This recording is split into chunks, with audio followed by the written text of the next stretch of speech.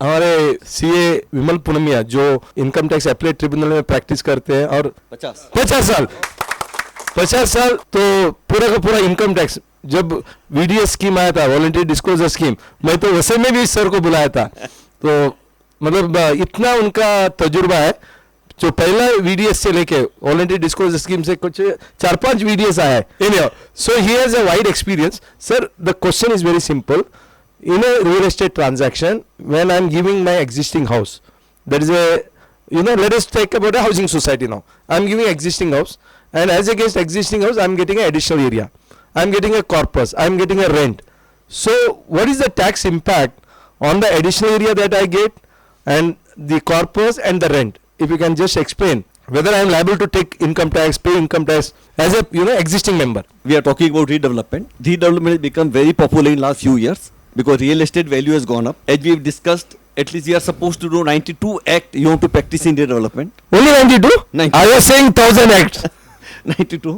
Where income tax, transfer of property act, stamp duty, all list goes on. Anyway, we will restrict to income tax. Whenever redevelopment take place, two party come in the picture. One, society, and second, builder. In tenanted building, landlord, tenant, and builder. If I do my self-development, your Ramesh bhai is very always love that, then of course no income tax is applicable.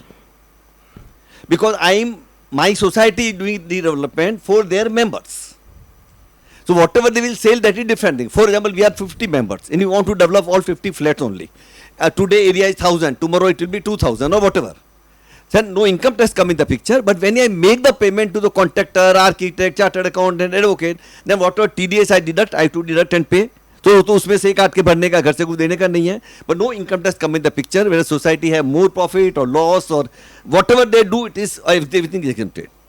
Now second point of view, to have a self development, you must have faith in the committee or whatever committee you appoint. क्योंकि India में क्या होता है, सबसे बड़ा problem होता है, 200 member की कमेटी है. 200 मेंबर अजूम करो एक सेकंड के लिए, एक सोसाइटी है, 200 मेंबर है, उसके अंदर 10 आदमी का कमेटी बना लिया.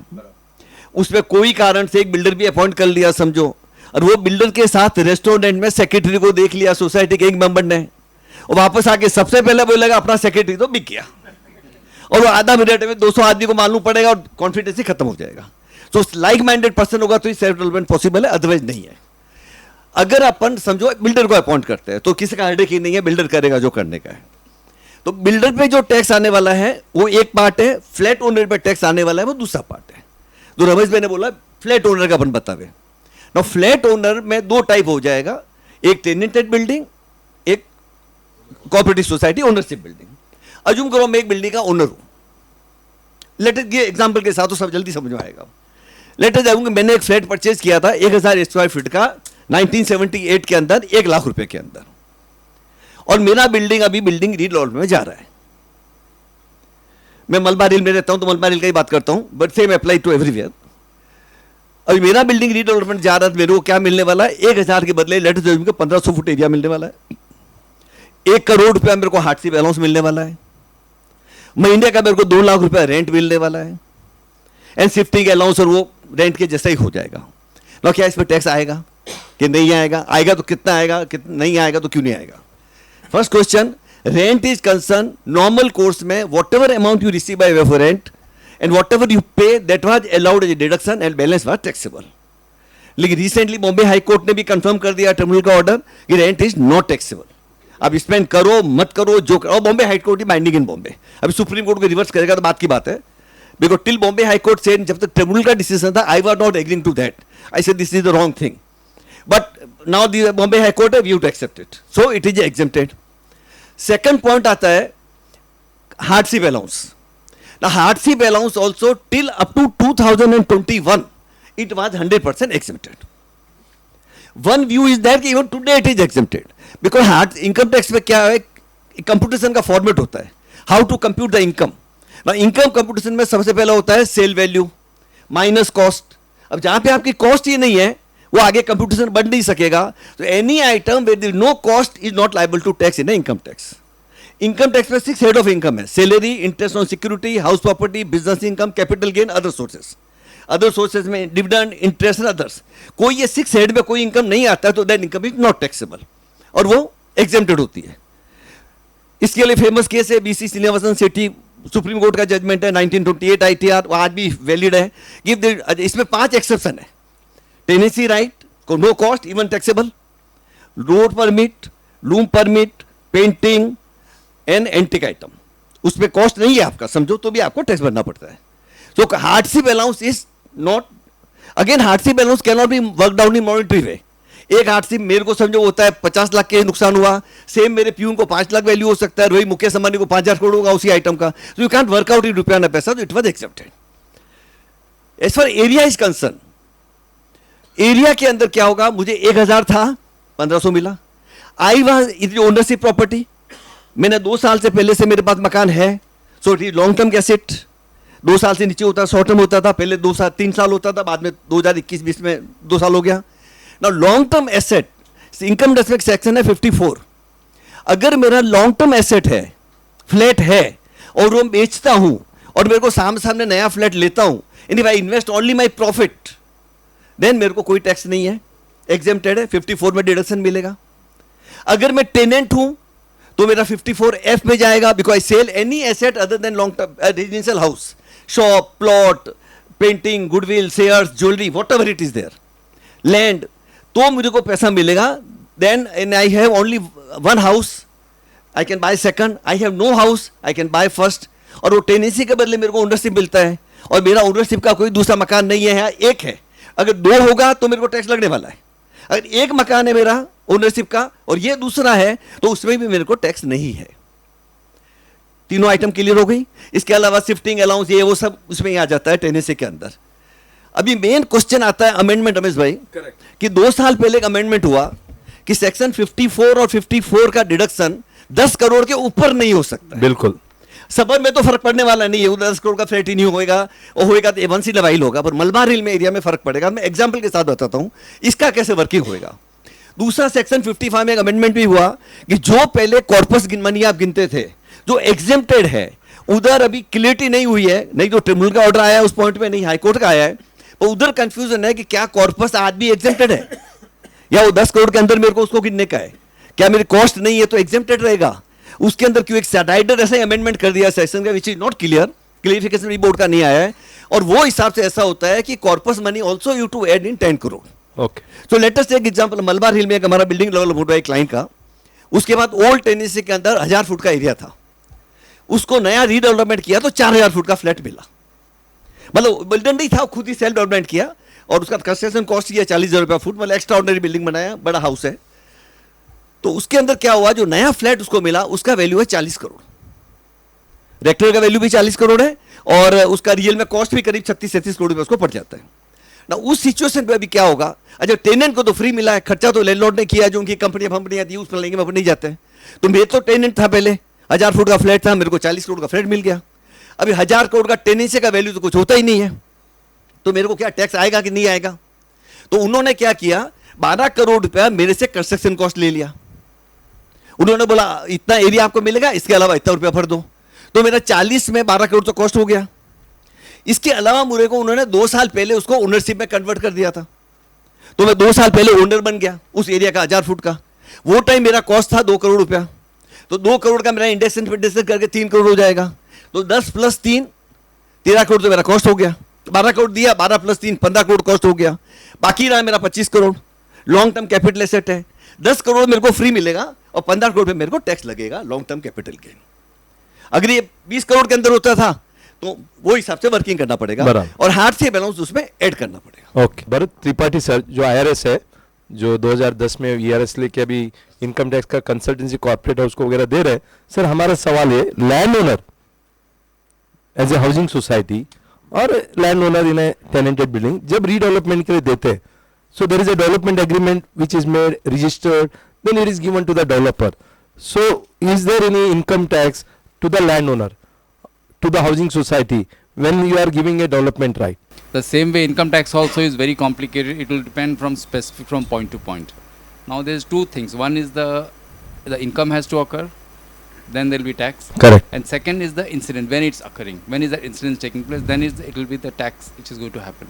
So if you enter into a development, if I'm a landowner, I mean, if it's just a free land. Yeah, it's a free land. Let us assume it is a free land. Then if you're giving a free land, then at that point of time, I think the incidents occurred because I am getting a benefit out of it. Correct. So in my opinion, I think it will be a tax which will be there.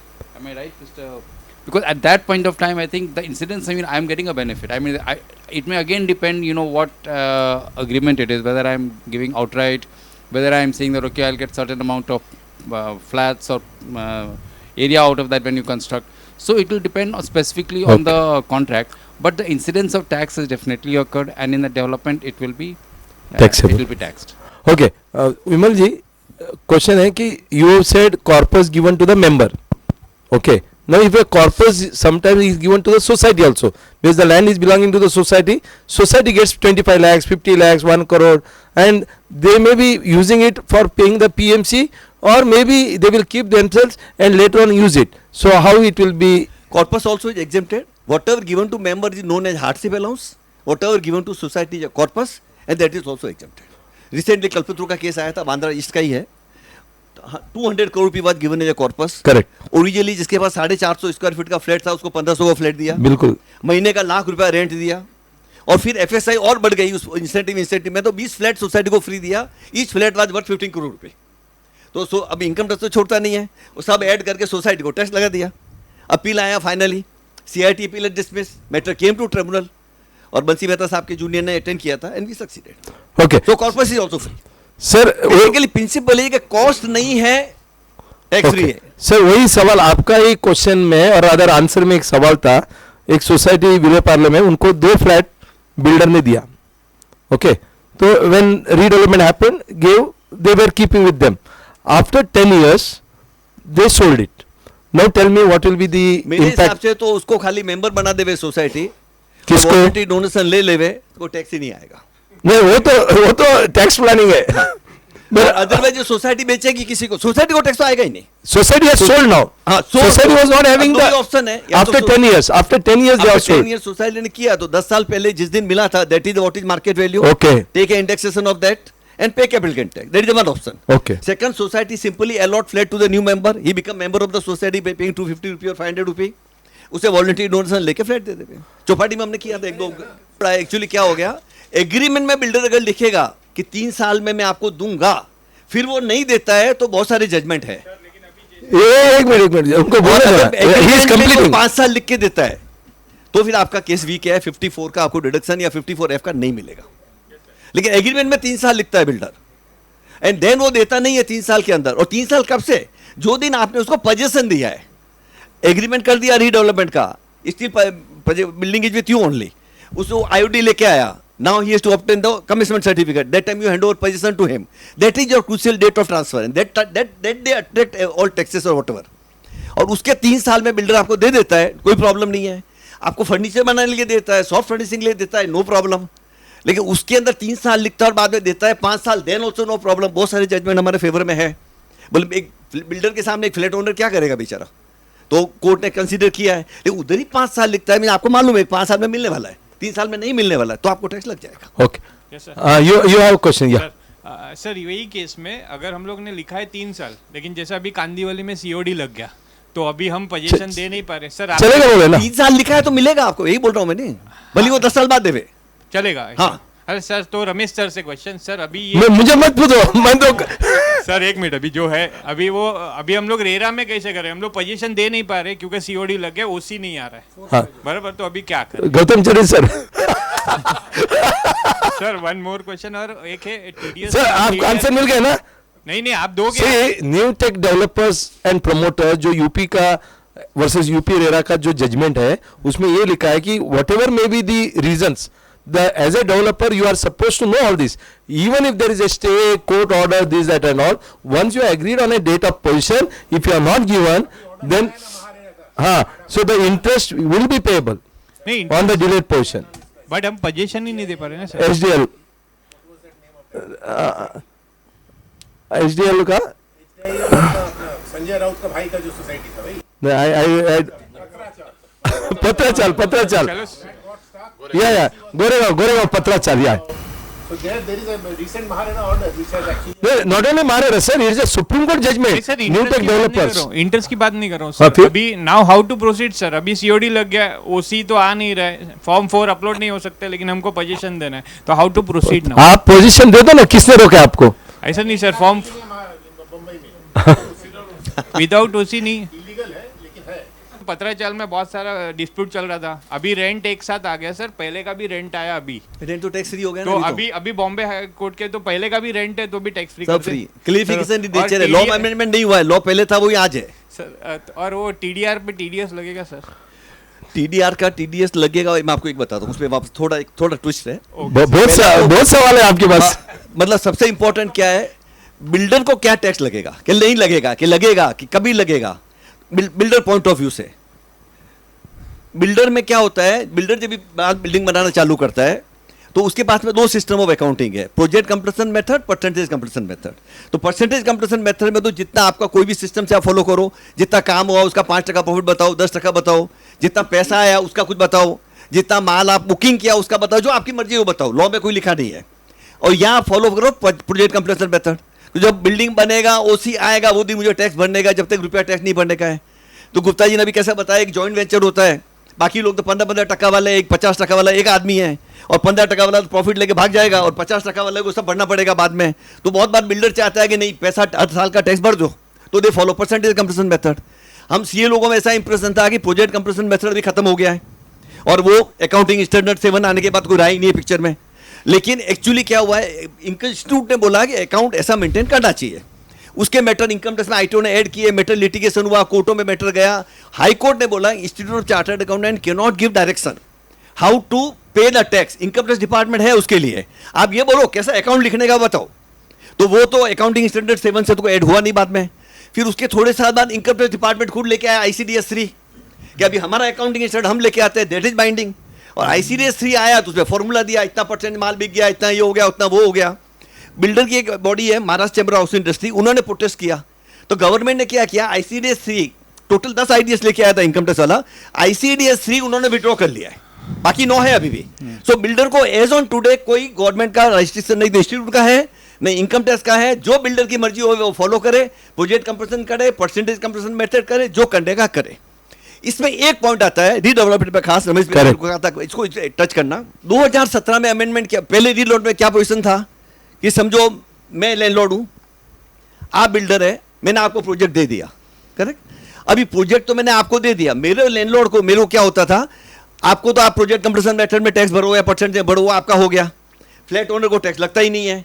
मैं बीच में था landlord, और मेरे को क्या होता था, मैंने आपको जगह हैंडओवर कर दिया, अभी आप कभी बिल्डिंग बनाएंगे, मेरे को कभी पैसा देंगे, कभी फ्लैट देंगे, वो तो फ्यूचर के ऊपर है, और मेरे को टैक्स आज ही लगता था।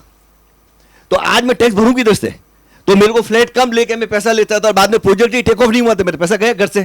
तो उसके लिए उन्होंने, गवर्नमेंट ने क्या किया था, 2017 में इंडिविजुअल एंड HUF को बेनिफिट दिया कि अगर इंडिविजुअल एंड HUF अगर लैंडलॉर्ड है और वो जगह रीडेवलपमेंट में दे रहा है, अगर उसका बिजनेस कंसेप्ट है, स्टॉक इन ट्रेड है, जब तो वही जब पैसा मिलेगा या जैसा उसको मर्जी भरे, अगर उसका कैपिटल एसेट है, तो कैपिटल एसेट अगर उसका है तो उसको टैक्स आज नहीं लगेगा, जब भी बिल्डिंग रेडी होके उसको फ्लैट मिलेंगे वो दिन टैक्स लगेगा।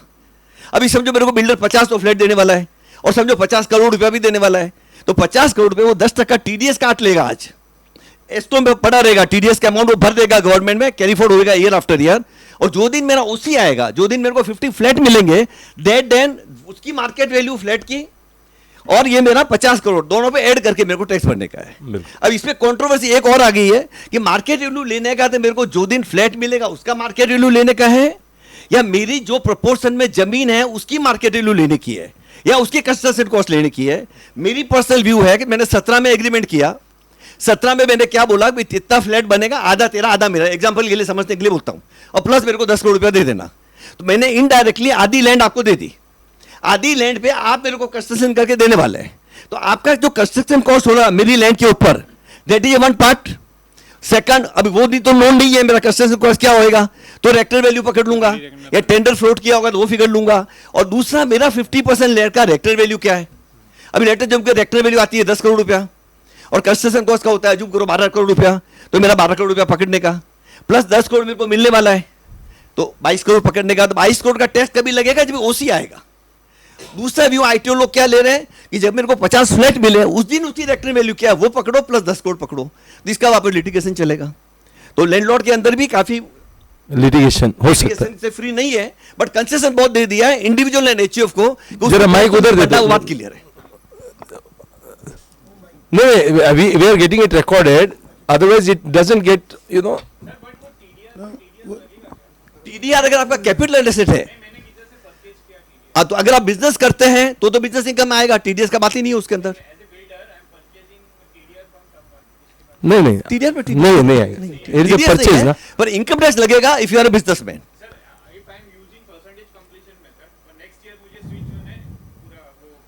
हाँ तो कर हो जा सकते हैं, हो सकते हैं।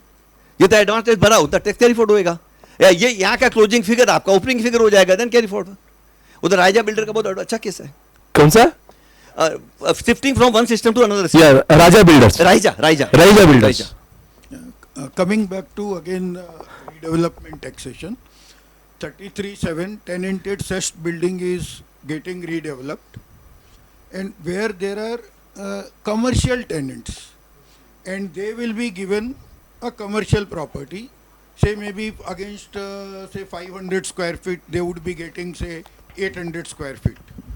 Then what would be the? तो इसमें बहुत taxation? कंट्रोवर्सी, मैं मेरा व्यू बोलता हूँ कि रेजिडेंशियल बिल्डिंग में तो 54F सब डिडक्शन मिलते हैं, कॉमर्शियल में कोई डिडक्शन नहीं है। तो if I am a tenant, I am given commercial, जिस दिन मेरे को पोजेशन मिलता है उस दिन व्हाट एवर द वैल्यू, अगर मैं टेनेंट हूँ तो, ओनर हूँ तो अलग बात हो जाएगा, मेरा प्रेजेंट एरिया फ्री होगा, बैलेंस में लग जाएगा। लेकिन अगर मैं टेनेंटेड बिल्डिंग में मेरे को आज ओनरशिप मिल गया तो whatever reckoner value on that day when I am getting possession, I have to pay capital gain tax. And what would be the value at that time? Tenancy value 0, और जो market value rector का आएगा, ready rector देखना पड़ेगा, जिस साल का position होता है उस साल का। Okay. I have a view. Bharat Tripathi Saab, I have a different view. Tripathi Saab, it is for you. You are an assessing officer now. My argument is that I am not selling, I am not transferring, I am not doing anything. There is no transfer. Under section 2(47), the transfer has to happen with something. Yes. It is not my control. I am a tenant, building has become dilapidated. No, it is the responsibility of him to give me a new transfer or new premises. So I don't want to do it. And if I go to the court, court says you vacate because the building is dilapidated. He has to give you the house. So it is like, you know, compensation which is given to me. So am I still liable to pay income tax? I am saying I am not doing any transfer. In a case of a housing society, I will just tell you, there are 100 members. 80 members agree for redevelopment happens. 20 members, they don't agree. I go to the court to vacate them because they are saying I don't want to transfer, I don't want to redevelopment. They say you are a minority. The moment you become a member of the society, you have surrendered all your right. So therefore, it is the society who has taken a decision of redevelopment. I never wanted. My share certificate remains the same. There is no transfer which is happening. I have not handed over the premises. It was forcefully taken from me because of a decision of a general body. And therefore, I am saying I am not doing any transfer. In a case of a, you know, your commercial premises, I am saying I don't want redevelopment. But the society has taken a decision, somebody else has imposed on me. Where did I do the transfer? There is no transfer deed, there is no transfer agreement, nothing. I have been given an alternative accommodation against the old premises. So therefore my view is the income tax department does not have the right to charge me on a capital gain. What is your view on that? अभी आप हमारे साथ रहो.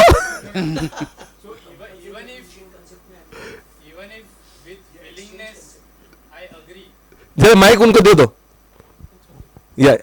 Even if with willingness I am agreeing for a redevelopment where I am giving away my old property and I will get a new property, the old property is going to be demolished. Correct.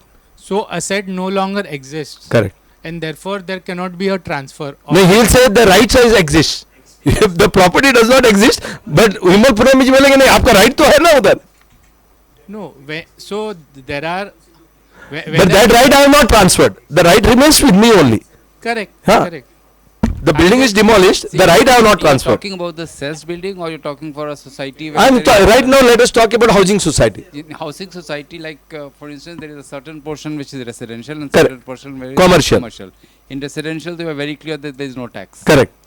So in the commercial, I mean, technically speaking, they should also not be taxed to be Exactly. taxed. Yes, they should Thank not you. be Thank you. taxed Be because with it's me. the same thing. But different officers will take a different view. Views. Now, coming to the question that some members are not ready. Yeah. Now, again, the redevelopment rules are very clear that 67% Correct, and correct. 50% voting. So in that case, they have to go because I want the redevelopment because the building is very old. It will Correct. just fall off. There are no steps. There is no lift. There is nothing. Correct. I cannot use my flat. They are old people.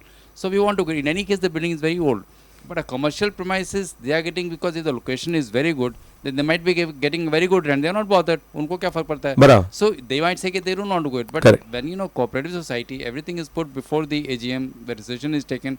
Then in that case, they have to follow with that. No, I agree. But- They will follow. Yeah, Now, but whether the income tax department has a right to ask in me my the personal opinion, if I am the assessing officer, I will take the same view for commercial as well as for the residential. Excellent. That Thank is you, the thank view you. I will take, but I don't know what the officer will do. Support your view. Any Yeah. judgments? नहीं अभी तक I don't have any court judgment. right now there is no And Mr. precedent. Punmia he is a practicing. Yeah, He yeah. can, Right now there is no precedent. You have No, anything to say then about one more thing over here. that? Tax Then लगेगा. if we On the commercial advance, also. if we advance this argument, जरा तो उसमें commercial tax लगेगा. But वो sir भी section. Tripathi sir Yeah. सुबह मेरा और उन्मल जी का आधा घंटा डिस्कशन हुआ उसके ऊपर So तो बोलते टैक्स लगेगा मैं बोला नहीं लगेगा See, मेरी- तो बोलते आपसे पूछेंगे नहीं, then you're asking the wrong person. yes, then I would like to add only one more thing, that if we are just debating and understanding the clarity. if Mr. Prabhu's argument is taken further, then there is no question of categorizing into residential or Exactly. commercial. Because if the concept of transfer is not existing, Exactly. then there is no question I distinguish between residential or commercial. The entire issue, as Punamya Sahib has said, that if it is a residential, then you get benefit of 54 or 54F. And again up to certain limit. But when it comes to commercial, then the entire situation is there. But I personally, if would like to go with Mr. Prabhu's view on one concept, looking what you have said as BC Srinivasa Setty's case also, that if the old property doesn't exist, then even in that particular case a transfer should not arise, but because what I am getting is a new premises, not and the not in compensation to the old which is continuing, so there is no transfer. So if I take that particular view, if you can highlight on that something. उन्मल Transfer की जी बात नहीं मेरा है। Simple सवाल है नहीं, transfer नहीं did है, my मतलब- share got transferred? No. Did I relinquish my membership? No. I am yesterday a member of the society, today also I am member of the society. It is a society who has facilitated me to give me a new premises as against the old premises. वो सब agree sir हाँ बोलो फिर agree है तो income tax मत लगाओ ना. दिस अमाउंट टू एक्सचेंज कि मेरा ओल्ड चीज जा रहा है नया आ रहा है. ओल्ड मेरा 400 फुट का फ्लैट था, अभी 800 फुट का फ्लैट है. पहले मेरा फर्स्ट फ्लोर था, अभी 50 माले पे है. पहले एक लिफ्ट थी बिल्डिंग में, भी 12 लिफ्ट है. पहले स्विमिंग पूल नहीं था, अभी स्विमिंग पूल भी है. तो ये सब है, एक्सचेंज है. और उसके अंदर अपने को रेडियंस में क्यों नहीं लगता है कि सेक्शन 54F उसमें अपने काम आते हैं. बराबर. करेक्ट. अभी कॉमर्शियल लिए तो और भी डेंजर है. मैं तो उतना आपको नहीं बताया. मेरा एक क्लाइंट था सर, उसका कॉमर्शियल में टेनेज के सामने ओनरशिप मिला. उसको 1 करोड़ रुपया मिला. 1 करोड़ की वैल्यू थी जो प्रॉपर्टी मिली. उसने बोला पुण्या 50 लाख का 54 इसी में डिडक्शन मिलता है. मेरे पास 50 लाख रुपया दूसरा पड़ा है, मैं बैंक में भर देता हूँ बॉन्ड के अंदर, तो मेरे को 50 लाख डिडक्शन मिले. इवन वो भी उसको नहीं मिलेगा. आप जब बेचते हैं और पैसा आता है उसमें से आपको 50 लाख देने का है. That 50 lakh you can give after taking a loan. तो वो 1 करोड़ आया वो वापस लिया. लेकिन यहाँ तो आया कुछ भी नहीं है. तो एक्चुअली तो इसके ऊपर 50 लाख के ऊपर टैक्स भरना ही भरना है, दूसरा कोई रास्ता ही नहीं है. Totally personal view. I have not examined this from this aspect. So if I am wrong, I may be please corrected. No, we'll correct no, it. no. I want what that's my personal vision. I'm saying because see, even in the society, in my own society where we are going talking redevelopment, there are 17 residential. Correct. And there are 11 shop Commercial. owners. Now basically there's 11 shop owners on paper. I don't know how they have managed. There's just one hall and they say the 11. But for all purposes or for all last 50 years, there are 11 shareholders. Correct. For AGM, for everything, there are 11 people who are voting, and we are 17. So then, in that case, they are as shareholder. There is not a commercial shareholder. Exactly. It's a shareholder of a society. That's correct. So it's the same. I mean, then how is their shareholder different than my shareholder? Exactly. There's nothing like that. Now, since that is one fact, so I personally feel that it should not be. But then, if it is there, we'll have to. We will examine. We'll discuss. See, today we'll flag this issue. Yeah. I want you to take it No, further. I definitely will look into it Yeah. because it didn't occur to me. Yeah. Second thing, when the redevelopment is come now, there are people who want from commercial to residential. Correct.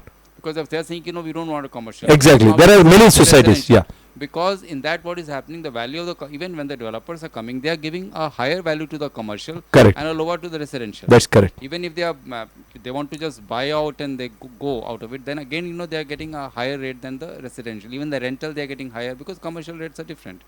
Now, if they are going to be converting from a commercial to residential, then obviously there is a change Correct. of status. Then in that, maybe there should be a tax that has That's been seen. I mean, that is here. Conversion. So from commercial to residential. Commercial to residential 54F में आएगा. Okay. Residential to commercial करेगा तो tax लग जाएगा. So then it's a good suggestion. Yeah. To, convince them to please convert into commercial. There will be no tax. Commercial to residence if they do. Chalna? Yeah. So it's a good way to convince them. That Correct. Commercial to residential no tax, but residential commercial there will be tax. Now yeah. You have some views. Share का Snehal Kamdar is the president. He is a chartered accountant. So, He is an insolvency share professional, basically. and he is the president of IP Foundation. Yeah, go ahead. जो share in the society if you go by model by loss now basically तो वहाँ commercial को shares ज़्यादा दिए जाते हैं और residential को कम नहीं देते हैं। सेम दिया जाता है. अभी सेम दिया जाता है. अभी हाउसिंग सोसाइटी का फेडरेशन का सेक्रेटरी हूँ मैं. ठीक है. No, it is same. ऐसा नहीं, हर एक सोसाइटी अलग अलग करती है. Earlier it was there, but now it is बराबर same. रखती है, ऐसा वो रूल कुछ है. कोई सोसाइटी 5 सर्टिफिकेट देती है, कोई 10 देती है, कोई 50 देती है, कोई 100 देती है, कोई 500 देती है. मतलब बिकॉज ऑफ कॉमर्शियल कोई Correct. लेकिन म्युनिसिपल टैक्स भी ज्यादा लगता है कॉमर्शियल. बिल्कुल. पानी का चार्जेस ज्यादा लगता है, इलेक्ट्रिसिटी